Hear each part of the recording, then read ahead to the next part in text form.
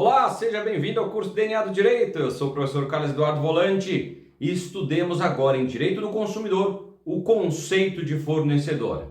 Nós estudamos na aula passada o conceito de consumidor e vimos a importância de entender o conceito de fornecedor e de consumidor para entender a relação de consumo.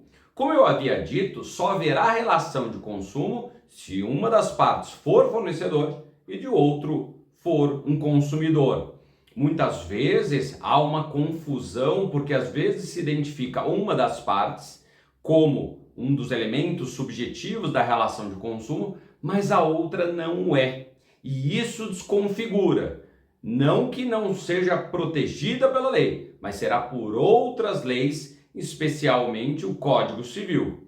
Então, se você perceber que não é fornecedor, já não há relação de consumo. Fique atento a isso para as suas questões no exame de ordem. Pode ser que o examinador coloque alguma questão em que ele tente identificar uma pessoa ali como consumidora, mas ela não é. E aí você vai ter que perceber isso. Ora, se a pessoa, por exemplo, vai vender um produto seu para um terceiro, mas ela não faz isso de forma habitual, rotineira, não tem objetivo de lucro, ela não é consumidora. Então, se eu vou me vender minha casa para um terceiro, anuncio minha casa e vem um terceiro comprar essa casa aqui, muito bem, não é relação de consumo, é regida pelo Código Civil, vai fazer um contrato de compra e venda de bem imóvel. Diferentemente, se eu sou uma construtora e vou vender um dos meus apartamentos para os consumidores, eu exerço isso de atividade, uma atividade habitual, com objetivo de lucro. Então, aí é diferente. Então, a gente tem que identificar bem essas pessoas para sabermos se se trata ou não de uma relação de consumo. Bom, e o Código de Defesa do Consumidor, no seu artigo 3º, ele traz esse conceito de fornecedor. Então, além do que nós já estudamos no artigo 2º, que trouxe o conceito de consumidor, agora no artigo 3º ele traz o conceito de fornecedor. E já adianto que ele não é tão extenso, tão largo quanto de consumidor, porque lá no consumidor nós vimos que tinha o caput, o parágrafo único do artigo 2º, o artigo 17 e o 19. Para nós aqui só temos dois artigos principais para conceituar o fornecedor, que é o artigo 3º do Código de Defesa do Consumidor e também o artigo 14, parágrafo 4º, que traz uma figura especial, um fornecedor especial e dá um tratamento especial, e nós vamos estudar sobre esse assunto também, tá bom? Comecemos então pelo artigo 3º, vamos ler o artigo? Vamos para o slide. Fornecedor é toda pessoa física ou jurídica, pública ou privada, nacional ou estrangeira, bem como entes despersonalizados, que desenvolvam atividade de produção, montagem, criação, construção, transformação, importação, exportação, distribuição ou comercialização de produtos ou prestação de serviços. Percebam que o conceito é bem largo. A ideia do Código de Defesa do Consumidor foi trazer o maior número possível de pessoas para esta relação como fornecedoras. Há vários verbos, há vários elementos para identificar isso. Então ele começa lá, é toda pessoa física ou jurídica. É um bom elemento. Olha, não é só pessoa jurídica que é fornecedora. Pessoas físicas também podem sê-lo. Se nós tivermos uma pessoa física que decidiu não criar uma empresa por qualquer razão, por questões tributárias, burocráticas, mas ela exerce o que ele vai chamar aqui de atividade, e essa atividade pode ser habitual ou rotineira, então ela exerce periodicamente isso, mas não o ano inteiro, ou então, por exemplo, ela só exerce isso em certos períodos do ano. Imaginem, chegando ao período da Páscoa, a pessoa compra chocolate para fazer ovos de Páscoa e revender nesse período. Ainda assim é uma atividade, e essa atividade vai configurá-la como fornecedora, ainda que ela não faça isso o ano inteiro, mas durante determinado período do ano ela faz com o objetivo de lucro. Também pode ser, vai comprar sandálias para colocar lá alguns enfeites na sandália para revender isso no final do ano. perto do Natal, do Ano Novo, porque acha que é uma oportunidade boa para ganhar dinheiro. Também é. Bom, então podemos conceituar o fornecedor tanto como uma pessoa física ou jurídica.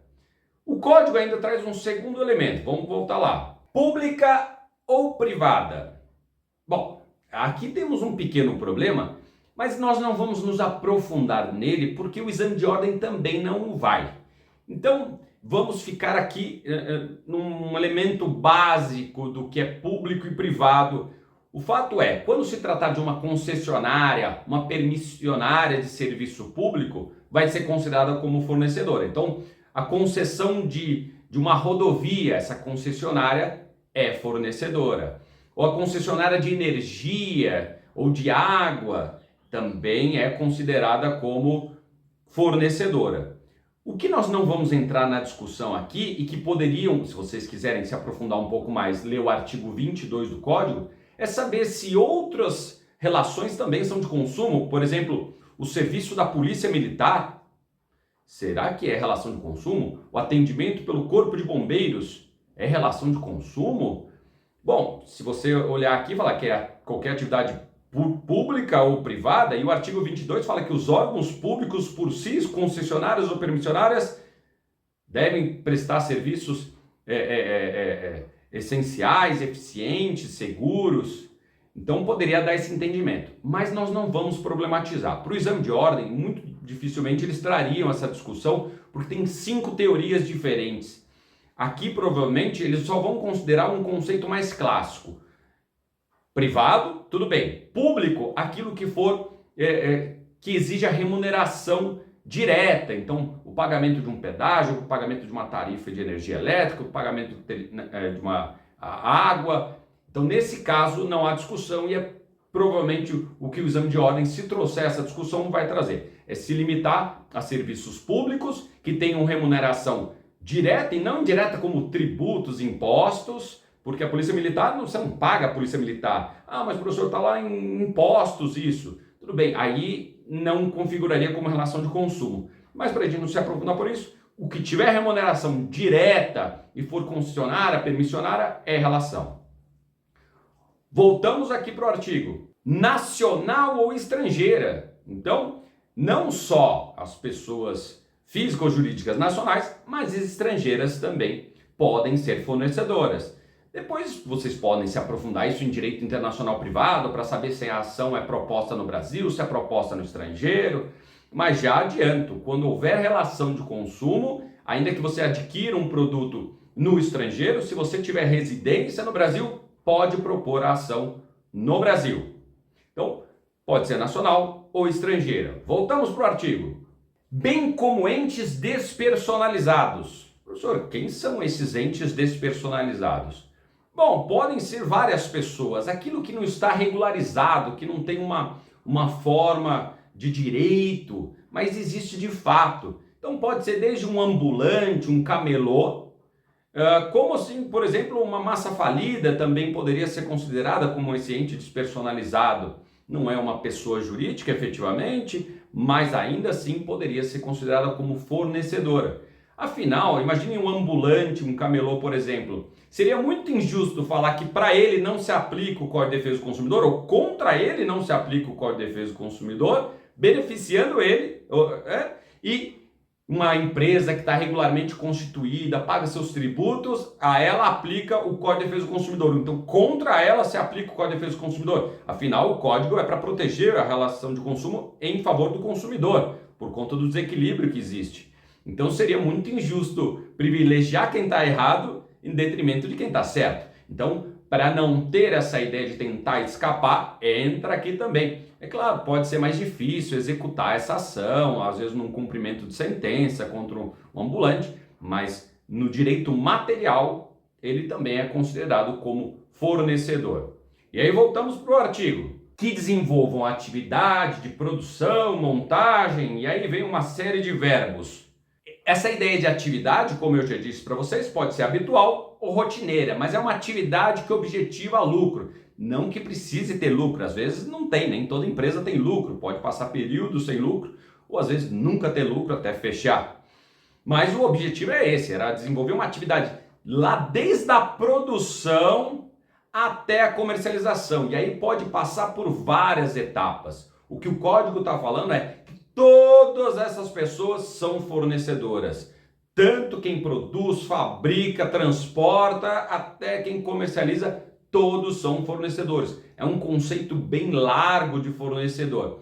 Entendam, fornecedor é gênero, onde fabricante, o importador, o comerciante são espécies, mas todos eles são fornecedores. E já adiantando algo que a gente vai estudar nas aulas de responsabilidade civil do fornecedor, como regra, a responsabilidade é solidária, todos eles respondem igualmente, especialmente em caso de vício de produto ou serviço. Então a responsabilidade, como regra, tem exceções, mas como regra é solidária. Então, quando o código fala assim, o fornecedor responde pelos vícios, você já sabe quem é o fornecedor. Todos eles, desde o fabricante até o comerciante, todos eles respondem. E aí depois, numa ação de regresso, eles vão discutir entre eles a responsabilidade de cada um, mas sem que isso prejudique o consumidor. Eu falei também que tinha um segundo artigo que tratava um dos fornecedores de uma forma especial, que é o caso do profissional liberal. Vejamos o artigo 14, parágrafo 4º do Código de Defesa do Consumidor. A responsabilidade pessoal dos profissionais liberais será apurada mediante a verificação de culpa. Então o que acontece é que a regra do Código de Defesa do Consumidor, que a gente também vai estudar lá em responsabilidade, é que os fornecedores respondem independentemente da existência de culpa. Imagino que já estudaram sobre isso em direito civil. Existe a responsabilidade objetiva e a responsabilidade subjetiva. Na responsabilidade objetiva, você só tem que demonstrar um nexo de causalidade, a violação do direito e o dano. Já na responsabilidade subjetiva, além desses três primeiros elementos, nexo de causalidade, violação do direito e o dano, tem que demonstrar dolo ou culpa em sentido estrito, que se compreende imprudência, negligência ou imperícia. No caso do Código de Defesa do Consumidor, como regra, a responsabilidade é objetiva. Professor, minha conta foi fraudada no banco. De alguma forma hackearam o banco, entraram na minha conta e levaram meu dinheiro. O banco tem culpa? Não. Ele é tão vítima quanto você. Inclusive, ele cria vários mecanismos de segurança para tentar impedir que isso aconteça. Mas pode acontecer. E se acontecer, o banco vai te indenizar? Vai. Por quê? Porque é independentemente de culpa. Se o código tivesse falado que era responsabilidade subjetiva, nesse caso o banco provavelmente não indenizaria, já que ele tem tantos mecanismos de segurança para impedir. E se ele não teve culpa, ele não indenizaria. Mas o código foi esperto, colocou que é independentemente de culpa, responsabilidade objetiva. Mas temos essa exceção. O profissional liberal só responde mediante culpa. Isso porque o profissional liberal tem certas características que o diferenciam dos demais. Imaginem o advogado, o médico. Eles têm certos elementos, certas peculiaridades que não dá para tratar eles da mesma forma que outros. Então imaginemos um advogado e ele vai tentar ganhar a ação. Ele propõe a ação, faz tudo o que tem que fazer para ganhar a ação, mas mesmo assim não ganha. Ele ia responder de forma objetiva, ia ter que te indenizar porque não ganhou a ação? Seria muito estranho isso, porque aí o advogado nunca entraria com a ação, ele ficaria receoso em entrar com qualquer ação.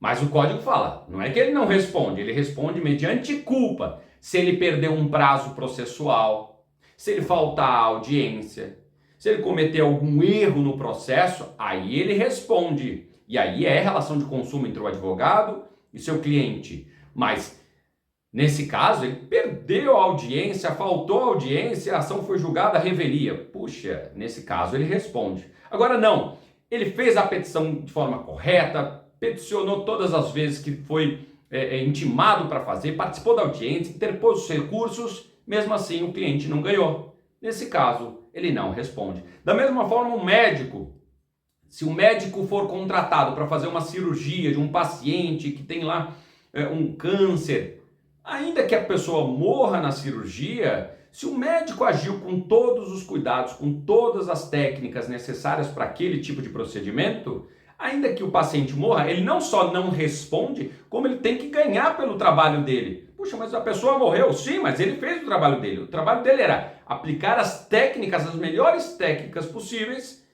dentro daquele caso. Se ele aplicou, mesmo assim não conseguiu o resultado final, isso não é um problema dele. Ele tem que receber também pelo seu trabalho. Agora não, ele praticou um erro médico. Ele esqueceu uma tesoura dentro do paciente depois que fechou. E tem vários casos iguais a esse. E ele responde por conta disso, teve uma infecção, teve que fazer uma nova cirurgia, ou a pessoa morreu. Então, esquecer às vezes objetos dentro da pessoa é muito triste, mas acontece e é erro médico. Aí ele responde, porque ele está respondendo mediante culpa. Ou dolo, teve vontade, ou culpa, foi imprudente, negligente ou imperito, como neste caso.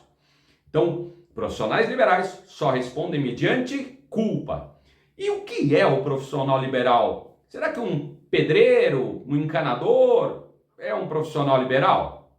Não, estes não são. E não é porque eles não possam ser autônomos. Não, muitos pedreiros, encanadores, bombeiros, como se diz lá no Rio de Janeiro, são autônomos, mas nem todo autônomo é profissional liberal. Para se configurar profissional liberal, precisa de alguns elementos. Primeiro, tem que ter uma relação de confiança. Tem que ter confiança naquela relação. Não é como qualquer comércio que você, olha, tem aqui um preço bom, eu vou entrar e compro. Não, é relação de confiança. Por exemplo, um médico, uma mulher vai ao ginecologista. Ela não escolhe o ginecologista andando na rua, nossa, aqui tem um ginecologista, eu vou entrar. Não. É uma relação de confiança. É a irmã que indicou, a mãe que indicou. E aí sim ela sente confiança em ser atendida. Um advogado também é assim. A gente não procura advogado simplesmente pela placa. Nossa, aqui tem um advogado, eu vou entrar. Isso não acontece. E se for, é aquilo que nós chamamos como caroço. É aquela pessoa que vai entrar no escritório só para pedir lá para fazer uns cálculos trabalhistas. Se você cobrar, ela reclama ainda, não vai querer pagar. Não é assim. O teu escritório de advocacia pode ser no 14º andar do último prédio da rua, escondidinho. Se a pessoa foi indicada, ela vai te procurar. Então é uma relação de confiança. Tanto que quando quebra essa confiança na relação com o advogado, ou o advogado vai renunciar ao mandato, ou você vai revogar o mandato do teu advogado, porque tem que ter confiança nessa relação. Então o primeiro elemento é relação de confiança. Segundo, como regra, é atividade de meio e não de resultado.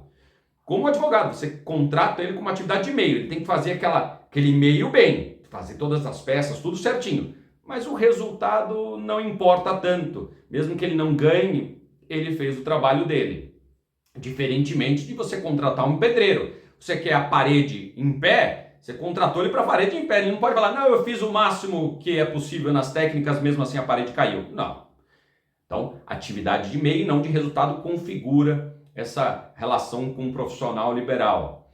Outro é uma atividade predominantemente intelectual. Claro, não é só intelectual, a gente também tem que digitar as peças, mas predominantemente é intelectual. O que o advogado faz, o que o médico faz, é pensar. Ele estudou durante muitos anos, fez pós-graduação, fez mestrado, estudou o caso para te falar lá numa consultoria, numa assessoria ou num parecer o que você deve ou não fazer. É por isso que a gente às vezes acha estranho, vai ao médico, informa para ele lá meia dúzia de coisas, ele te dá uma receita, depois de 5 minutos fala que são R$ 500.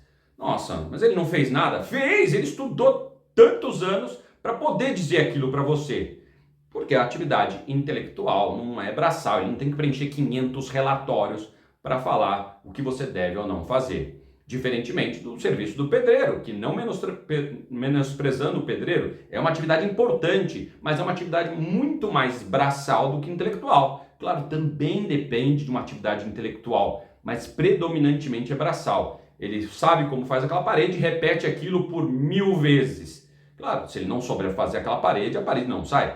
Mas uma vez que ele saiba, repete 1000 vezes aquilo, tá? E é um esforço extraordinário do pedreiro levantando aquela parede, um trabalho braçal cansativo, né?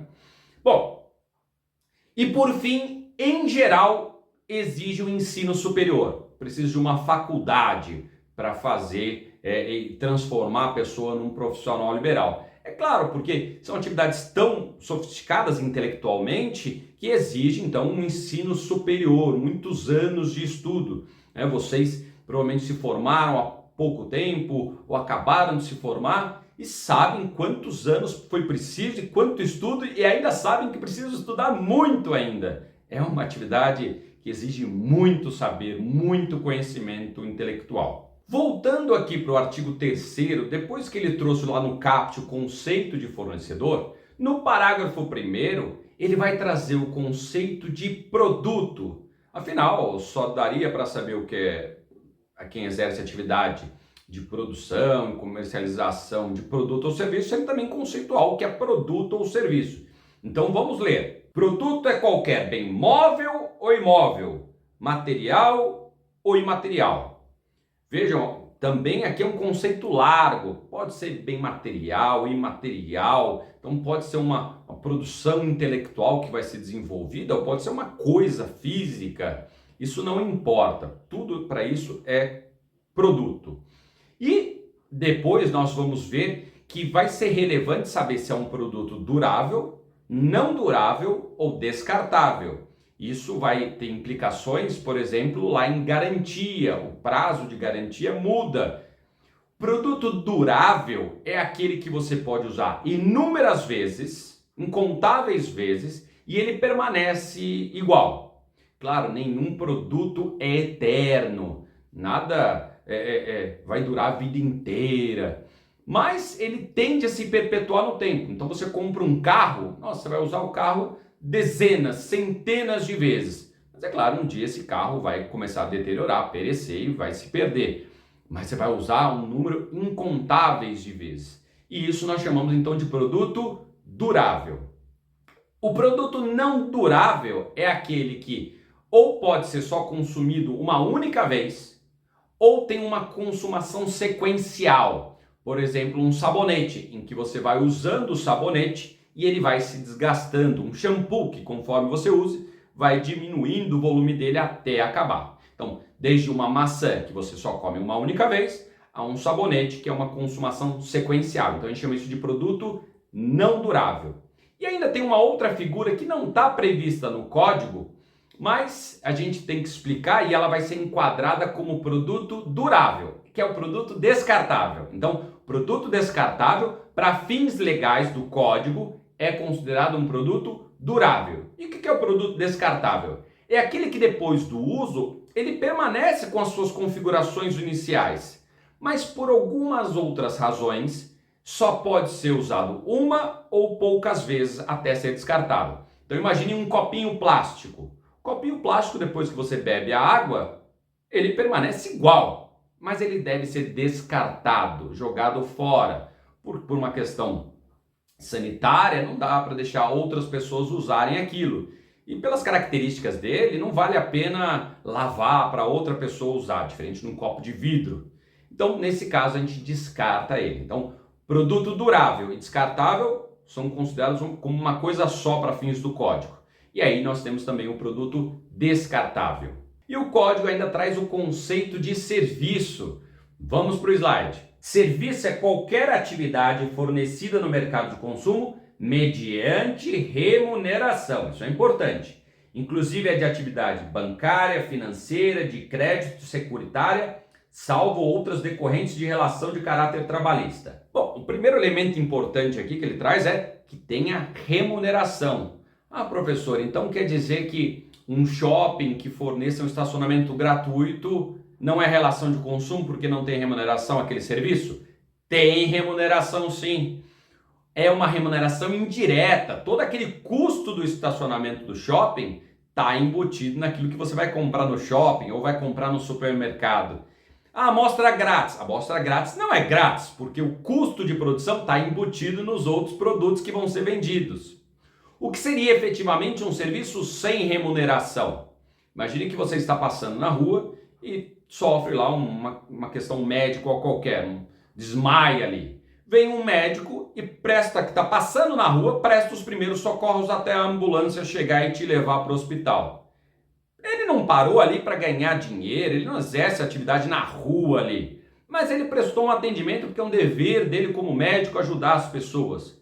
Ele prestou aquele atendimento, mas sem cobrar nada por isso. Isso é atividade sem remuneração. E vamos supor que aquele atendimento inicial dele te ocasionou alguma lesão, piorou o teu quadro. Vai poder usar o Código de Defesa do Consumidor? Não. Por quê? Porque não é relação de consumo, porque foi sem remuneração. Professor, então eu vou ficar desatendido pela lei? Não, você vai usar o Código Civil, artigo 186 e 927 do Código Civil. Aquele que por ação ou omissão causar dano a outro é obrigado a indenizar. E ali não importa se teve remuneração ou não remuneração. Então vai ser protegido pelo Código Civil, mas não pelo Código de Defesa do Consumidor. Vamos voltar para o código, porque ali tem outros elementos importantes, inclusive de natureza bancária, financeira, de crédito e securitária. Saibam que as instituições bancárias tentaram sair, mesmo com o código sendo expresso, tentaram sair desta relação, inclusive por meio de uma DIN, mas o Supremo considerou que eles também prestam serviços e estão sujeitos ao Código de Defesa do Consumidor. Então não há dúvida que seguradoras, bancos também são fornecedores e estão sujeitos ao Código de Defesa do Consumidor. E por fim, o código volta a trazer uma informação importante. Vamos lá. Salvo as decorrentes de relação de caráter trabalhista. Ora, se aplica a CLT, não aplica o CDC. Imaginem que uma empresa vai me contratar para ser o advogado dela. Então ele fala, olha, professor Volante, o senhor vai ser o advogado da empresa, vai trabalhar das 8 da manhã às 5 da tarde, 1 hora de almoço, o seu chefe é tal, ele que vai te mandar as ordens, o senhor vai receber tanto por mês. Isso é relação trabalhista. Nesse caso, então, a minha relação com essa empresa que me contratou é de direito do trabalho, vai aplicar a CLT. Agora, se essa mesma empresa chega em mim, por exemplo, e fala, professor Volante, quero lhe contratar. Vamos fazer um contrato de prestação de serviço para contratar o seu escritório, para usar lá todos os seus advogados, os seus estagiários, para cobrar dívidas que a empresa tem com seus fornecedores. E a gente vai cobrar ali com seus clientes essas dívidas. Muito bem. Eu prestando esse serviço, entrando com ação, cobrando esses clientes devedores ou fornecedores, qualquer problema que tenha nessas relações, não é relação de trabalho. Eu não tenho habitualidade. Eu não tenho pessoalidade, eu não tenho subordinação. Então não se aplica o CDC e aí sim vai aplicar o Código de Defesa do Consumidor. Tá bom? Muito bem. Estudamos já então conceito de consumidor e conceito de fornecedor. Na próxima aula nós avançaremos no estudo do CDC. Até mais!